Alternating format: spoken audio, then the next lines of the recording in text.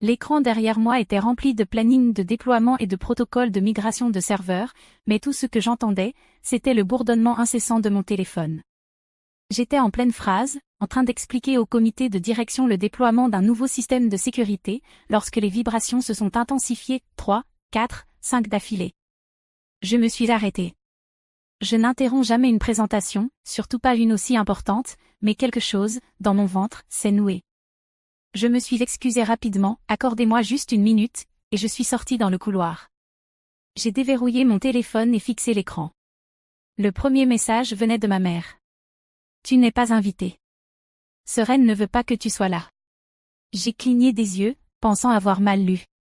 Le message suivant est arrivé aussitôt, comme s'il était programmé. Il y a eu un changement de programme.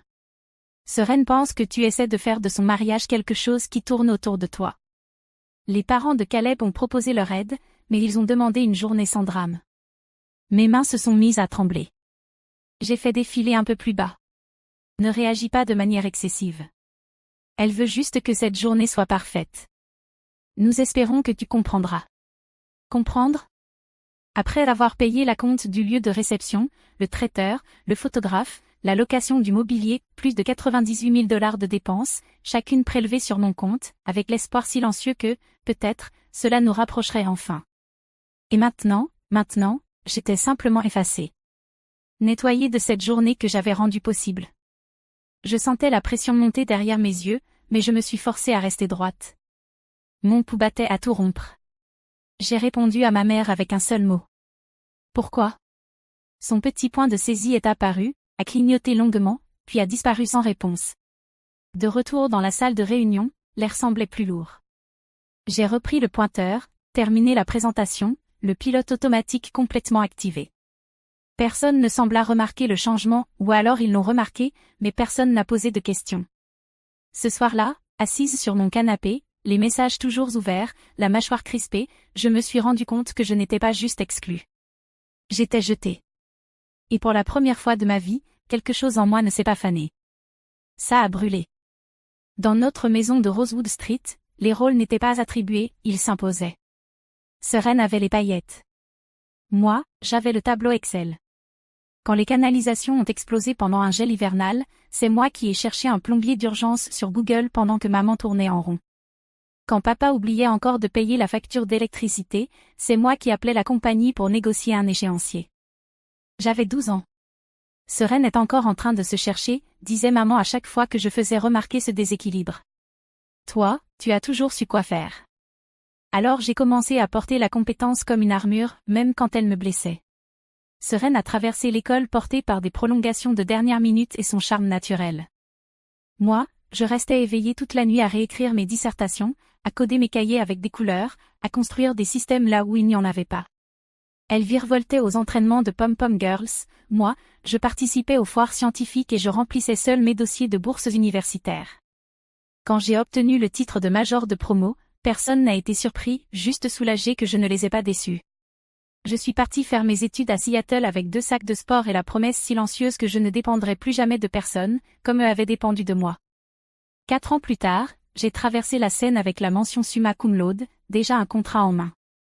J'ai travaillé tard, économisé agressivement, vécu dans un studio au mur en papier pendant que d'autres ouvraient le champagne avec leur premier salaire. Quand notre start-up a été rachetée, je me suis réveillée millionnaire, sans annonce, sans voiture de luxe, juste un solde bancaire et le premier souffle de liberté que j'avais connu. C'est à ce moment-là que les appels ont commencé. La voiture de papa était à remplacer. Les heures de travail de maman avaient été réduites. Le bail de Seren s'était mal terminé. J'ai aidé à chaque fois, pas parce qu'on me le demandait, mais parce que j'avais été entraînée à anticiper la demande avant même qu'elle n'arrive.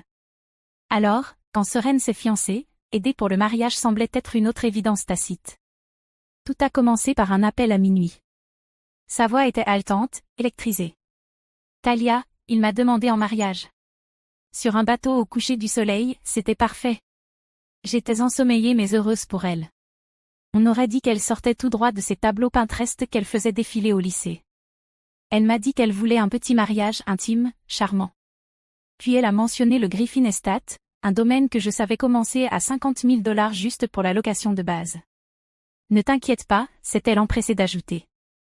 Les parents de Caleb envisagent d'aider, et je sais que maman et papa ne peuvent pas faire grand-chose, mais on trouvera une solution. Peut-être que tu pourrais juste aider avec quelques petites choses? J'ai dit oui sans poser de questions. Je disais toujours oui. 2 semaines plus tard, elle a glissé un tableau Excel devant moi pendant un brunch. C'était coloré et terrifiant. Le budget total, 120 000 $. Apparemment, les « petites choses » comprenaient l'acompte du domaine, le photographe, le traiteur et une douzaine d'autres postes essentiels. On attend juste de savoir si les parents de Caleb vont confirmer, dit-elle, les yeux remplis de cette douceur maîtrisée qui ressemblait tant à de l'impuissance. Ils ne sont pas encore totalement convaincus. Quand j'ai réalisé que « on trouvera une solution » signifiait en réalité « tu trouveras la solution », j'avais déjà transféré l'acompte du Griffin Estate et payé la première facture du traiteur. Les appels n'ont cessé d'arriver. Le fleuriste avait besoin d'un acompte urgent. La robe de créateur qu'elle aimait allait être retirée de la collection. Le groupe préféré de Caleb avait soudainement une date disponible, mais il fallait agir vite. Chaque fois, ça sonnait comme une urgence. Chaque fois, ça sonnait comme si moi seul pouvais sauver la journée. Je faisais des tableaux Excel, je suivais chaque reçu, me convainquant que, une fois le mariage terminé, je pourrais enfin respirer, qu'il se souviendrait que c'est moi qui avais rendu tout cela possible. Mais quelque part entre la 3e facture et la 5e demande urgente sur Venmo, je n'étais plus une sœur, j'étais devenue une partenaire silencieuse, celle qui n'apparaît jamais sur les photos, mais qui paie toujours l'addition. Et quand j'ai finalement demandé ce que la famille de Caleb comptait contribuer, Seren a hésité. Ils ne savent pas encore. Ils ont dit peut-être plus tard. C'est juste une période stressante. Apparemment, ce n'était pas assez stressant pour qu'ils annulent le week-end spa qu'ils avaient réservé pour l'enterrement de vie de jeune fille. Ça a commencé petit, un groupe WhatsApp où je n'étais pas ajoutée, un rendez-vous avec le fleuriste programmé pendant ma réunion trimestrielle, une dégustation de gâteaux que j'ai découverte via une story Instagram de Seren. Chaque fois que je demandais, elle avait une excuse. Je ne pensais pas que tu serais libre. Je me suis dit que maman pouvait y aller à la place. Je voulais te prévenir, mais c'était vraiment à la dernière minute. Je voulais la croire. Je me disais qu'elle était juste débordée. Mais au fil des semaines, le schéma est devenu évident. Je finançais des décisions auxquelles je n'avais même pas été invitée. Et pourtant, je continuais de me rendre disponible, décalant mes réunions, prenant des trains plus tôt, essayant de me réintégrer dans un processus qui avait discrètement avancé sans moi. Un après-midi, je suis passée déposer des contrats imprimés dans un hôtel-boutique près de l'appartement de Seren, comme elle me l'avait demandé. En entrant dans le café, j'ai commandé un café et je l'ai aperçue, 2 tables plus loin, en pleine conversation avec sa demoiselle d'honneur, Kendra. Je me suis figée en entendant mon prénom. Elle est tellement contrôlante, disait Seren, sans même baisser la voix. Juste parce qu'elle paie, ça ne veut pas dire que c'est son mariage. Kendra a pris une gorgée de son latte. Ouais, mais au moins tu ne finis pas endettée, non? Seren a ri doucement. Franchement, c'est un petit prix à payer pour ses tableaux Excel et ses remarques passives-agressives. J'aimerais juste qu'elle envoie l'argent et qu'elle nous laisse tranquilles. Je me suis reculée avant qu'elle ne me voie, les mains tremblantes. Ce soir-là, je suis restée devant ce budget coloré que j'avais passé des heures à organiser, me demandant soudain pour qui je l'avais fait. Tout ce temps, je pensais aider, soutenir, être la sœur présente. Mais il s'avérait que être présente était le problème. Et la semaine suivante, c'est devenu encore pire. Le message est arrivé pendant notre réunion du lundi matin, perdu entre les notifications Slack et les alertes de déploiement de code. Une cousine du côté de Caleb, à peine une connaissance pour moi, m'a envoyé. Hey, désolée d'apprendre que tu ne viens pas. J'espère que tu vas mieux. Je l'ai lu, perplexe. Puis un deuxième. Seren a dit que tu faisais des crises. Je ne savais pas que c'était si grave. Mes mains sont devenues glacées. Des crises? J'ai appelé ma mère pendant ma pause. Elle a décroché au 3e appel, sa voix déjà tendue. Talia, j'allais justement t'appeler ce soir. Qu'est-ce qu'elle leur a raconté, ai-je demandé. Silence. Elle a juste dit que tu étais un peu dépassée ces derniers temps. Que peut-être le stress te faisait agir un peu, différemment. Dépassée. C'est comme ça qu'on appelle ça maintenant, ai-je répondu, la voix froide. Donc au lieu d'admettre que j'ai payé 90% de son mariage en étant ignorée et insultée, elle a raconté à la famille de Caleb que je suis mentalement instable? Elle ne voulait pas dire ça comme ça. Elle est sous tellement de pression, Talia, a dit ma mère tout bas, comme si ça excusait tout. Les parents de Caleb commencent enfin à accepter le mariage. Elle a juste peur que quelque chose gâche tout. Quelque chose, comme moi. Silence. Long. Pesant. Je ne suis pas le problème, ai-je dit, plus pour moi que pour elle. Le problème, c'est qu'elle ment à tout le monde, y compris à toi. Et toi, tu préfères protéger l'illusion plutôt que de voir la vérité. Ma chérie, c'est compliqué. Non. En fait, ça ne l'est pas. Et j'ai raccroché avant qu'elle ne dise autre chose. Je suis restée là, dans mon bureau, fixant mon reflet dans l'écran noir de mon ordinateur. Et quelque chose en moi a basculé. Ce n'était ni de la colère, ni de la tristesse. C'était de la clarté. Ils ne me verraient jamais. Pas à moins que j'arrête de rendre leur vie aussi confortable en m'effaçant. Et le lendemain matin, j'ai fait quelque chose que personne n'avait vu venir. Je n'ai pas fermé l'œil de la nuit.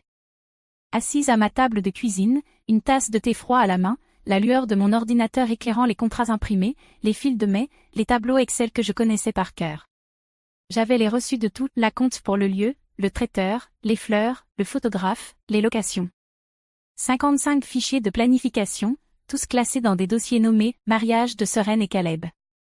J'ai ouvert un nouveau document et tapé 3 colonnes, paiement en attente, prestations annulables, non remboursables. Ligne par ligne, j'ai détaillé chaque centime. Pas de colère. Pas de larmes. Juste, une clarté chirurgicale. J'ai commencé par le lieu. Le contrat du Griffin Estate prévoyait un remboursement partiel si l'annulation était faite plus de 72 heures à l'avance. J'ai appelé la coordinatrice, Suzanne, quelqu'un avec qui j'avais échangé pendant des mois. Bonjour Suzanne, ici Talia Rowan. Je dois annuler la réservation. Un silence. Oh. Puis-je savoir pourquoi? Je ne vais plus assister au mariage que j'ai financé, et je ne peux pas continuer à le soutenir. Pour être honnête, elle n'a pas insisté. Elle m'a expliqué calmement la procédure d'annulation, le remboursement, et elle m'a même proposé d'envoyer un relevé pour mes déclarations fiscales. Ensuite, ce fut le tour de la fleuriste, du DJ, de l'entreprise de location, et du personnel du bar. Un par un, j'ai annulé tout ce que j'avais mis en place. La plupart des prestataires ont été compréhensifs. Certains étaient même déjà au courant, apparemment, la nouvelle s'était vite répandue. Tu n'es pas la première, m'a dit le photographe à voix basse, mais tu es sans doute la plus courageuse. En début de soirée, j'avais effectué toutes les annulations possibles. J'ai transféré les remboursements partiels sur mon compte épargne et j'ai fermé ma session. Puis, je me suis rendue dans le dossier partagé, celui auquel tout le monde avait accès mais où personne n'avait jamais contribué. J'ai tout téléchargé, tout sauvegardé, puis tout supprimé du cloud. Fini. Plus aucun plan de table, plus aucun devis, plus aucun tableau. J'ai refermé mon ordinateur et expiré profondément. Je n'avais pas réalisé à quel point tout ça prenait de la place, physiquement, mentalement, émotionnellement. Pour la première fois depuis des mois, je me suis sentie légère. Et c'est là que mon téléphone a sonné. Je n'avais pas besoin de regarder pour savoir que c'était Sereine. À peine ai-je décroché qu'elle hurlait déjà. « Mais qu'est-ce qui te prend, bordel ?» Sa voix tremblait de colère à travers le téléphone. Le lieu vient d'appeler. La fleuriste a annulé. Tout part en vrille, et c'était à faute. Je n'ai pas bronché. Tu as été très clair, je n'étais pas la bienvenue. Tu es en train de ruiner ma vie juste parce que tu es jalouse. Non, ai-je répondu calmement. Je suis simplement en train de reprendre la mienne. Tu voulais un mariage parfait sans moi. Maintenant tu n'as ni l'un ni l'autre. Elle a éclaté en sanglots avant de raccrocher. 5 minutes plus tard, ma mère appelait. Je l'ai laissé tomber sur la messagerie. Ensuite, mon père, puis une avalanche de textos que je n'ai même pas pris la peine de lire. Je les ai tous bloqués, non pas par colère, mais par instinct de survie. J'ai ouvert mon navigateur et cherché des cabanes sur la côte de l'État de Washington. J'en ai trouvé une, nichée dans les arbres près d'une plage dont je me souvenais d'un road trip, des années plus tôt. Pas de Wi-Fi. Pas de réseau. Juste, le silence. Je l'ai réservé pour une semaine, j'ai fait mon sac, et je suis partie le lendemain matin avant même que la ville ne se réveille. Pas d'annonce. Pas d'explication. Quand ils ont réalisé que j'étais partie, j'étais déjà sur le ferry, le vent dans le visage, téléphone éteint, regardant la côte disparaître derrière moi. Il n'y avait aucune envie de vengeance dans mon cœur, juste du calme. De l'espace. et tandis que le bateau avançait vers la péninsule, j'ai senti quelque chose se relâcher dans ma poitrine. Une tension qui avait mis des années à se dénouer. La cabane était plus petite que ce que j'imaginais, une seule pièce, un poêle à bois, et une vieille table de cuisine cabossée qui est devenue mon refuge. Mon ordinateur était resté chez moi. Mon téléphone, éteint. Le silence n'était pas vide, il était une présence que je n'avais plus ressentie depuis des années. Chaque matin, je marchais sur des sentiers humides qui sentaient le pain et la mousse. Dès le 2e jour, j'ai emporté un carnet, pas un carnet de travail ou de planification, non. Un carnet vierge, sans ligne, dans lequel j'ai écrit tout ce que je n'avais jamais dit à voix haute. J'ai écrit sur cet anniversaire que Sereine avait ignoré. Sur les nuits où je suis restée éveillée à corriger les impôts de papa. Sur ce Noël où j'avais payé tous les cadeaux sans que personne ne le remarque. Sur ce sentiment d'être utile, mais jamais précieuse. D'être attendue, mais jamais incluse. Au 5e jour, j'ai découvert une cascade au bout d'un sentier étroit. Je me suis assise à côté et j'ai déchiré chaque page de ce journal en bandes, les laissant tomber une à une dans le courant. C'était à la fois enfantin et sacré. En repartant de la péninsule, la douleur était toujours là. Mais elle avait changé, plus nette, plus définie. Elle m'appartenait désormais, à mes conditions. J'ai pris rendez-vous avec une thérapeute avant même de défaire ma valise. La docteure Kessler n'a pas demandé tout de suite de raconter mon histoire. Elle a simplement posé cette question. Qui êtes-vous, quand vous ne passez pas votre vie à réparer celle des autres? C'est la première question qui m'a fait pleurer. On a commencé doucement, les schémas, les limites, les mythes familiaux. J'y suis allée chaque semaine. J'ai arrêté de justifier ce que je ressentais. J'ai arrêté d'expliquer qui j'étais. Le chagrin n'est pas parti, mais il a arrêté de contrôler la pièce. Quand les fêtes sont arrivées, je ne suis pas retournée à Eugène. J'ai fait d'autres projets, les miens. Le printemps est venu discrètement. Pas de grandes révélations. Juste de petites décisions, les unes après les autres. J'ai changé la signature de mes emails. Je me suis désabonnée du groupe de discussion familiale. J'ai arrêté de répondre aux messages qui commençaient par « Est-ce que tu pourrais juste ?» J'ai redirigé l'énergie que je consacrais autrefois à gérer les crises des autres, une bourse de codage pour des filles dans des écoles rurales, un don mensuel à un projet de reforestation dans la péninsule olympique, ces mêmes bois qui m'avaient appris à respirer de nouveau. Ça faisait du bien de donner, sans qu'on me le demande. Ma thérapeute appelait ça « le recyclage émotionnel ». Elle disait que j'avais passé tellement de temps à être le contact d'urgence de ma famille que j'avais oublié comment m'appartenir. J'ai passé Thanksgiving avec des collègues qui suivaient des recettes sur YouTube et riaient de leurs tartes brûlées. Le matin de Noël, j'ai bu un café dans une maison remplie d'amis qui partageaient des jeux de société au lieu de partager des attentes. En séance, nous avons cartographié mes rôles dans la famille. Externalisation émotionnelle, a expliqué la docteure Kessler. Ils t'ont transformé en récipient dans lequel ils déversaient leur stress, et ils appelaient ça « de la proximité ». J'ai hoché la tête. Je savais déjà que c'était vrai. Je n'avais simplement jamais eu les mots pour le dire. Nous avons aussi parlé de la culpabilité, de la façon dont mes parents m'avaient élevée pour que je me sente responsable du confort de tout le monde. De la façon dont la fragilité de Sereine était devenue l'axe autour duquel notre famille tournait. Mais maintenant, je choisissais une nouvelle orbite. Une qui ne m'obligeait plus à me rétrécir. J'ai arrêté de tenir des comptes. J'ai arrêté de chercher des messages cachés dans des textos à moitié investis. J'ai laissé le silence s'installer. Et puis, un après-midi de janvier, une enveloppe bleu pâle est arrivée dans ma boîte aux lettres. Pas d'expéditeur. Juste mon prénom, écrit dans une écriture que je n'avais pas vue depuis que nous étions enfants. L'enveloppe était un peu froissée, comme si elle avait été transportée longtemps avant d'être postée. À l'intérieur, une simple carte, pas de fleurs, pas de dorure, juste l'écriture de Sereine, plus petite que dans mes souvenirs. Je te dois des excuses. Est-ce qu'on peut parler? Pas d'excuses. Pas d'explication. Juste ces mots. Je l'ai lu 2 fois avant de la poser sur le rebord de la fenêtre. Elle est restée là 3 jours. Puis j'ai finalement envoyé un texto. Mardi, 15h, au café Grace and Finch. Elle a répondu simplement. J'y serai. Je suis arrivée en avance, j'ai commandé un thé à la menthe et j'ai choisi une table au fond. Quand Sereine est entrée, je l'ai à peine reconnue. Fini les talons et les ondulations parfaitement travaillées. Elle portait un pull gris, pas de maquillage, et ses cheveux étaient relevés en un chignon décoiffé qui n'avait rien d'intentionnel. Je ne sais pas par où commencer, dit-elle après que nous nous soyons assises. Sa voix n'était pas tremblante, elle était simplement douce. Je ne répondis pas. J'attendis. Je suis en thérapie, dit-elle. Depuis octobre. Caleb et moi, on divorce. Il n'a rien fait de mal, pas vraiment. C'est juste que, j'ai construit toute mon identité autour de l'approbation des autres. La sienne, la tienne, celle de maman. Je continuais d'écouter. J'ai menti, dit-elle. De gros mensonges. À propos de toi, de ta santé mentale. J'avais peur que sa famille ne m'accepte pas, alors je leur ai donné une version de la réalité où je n'étais pas le problème.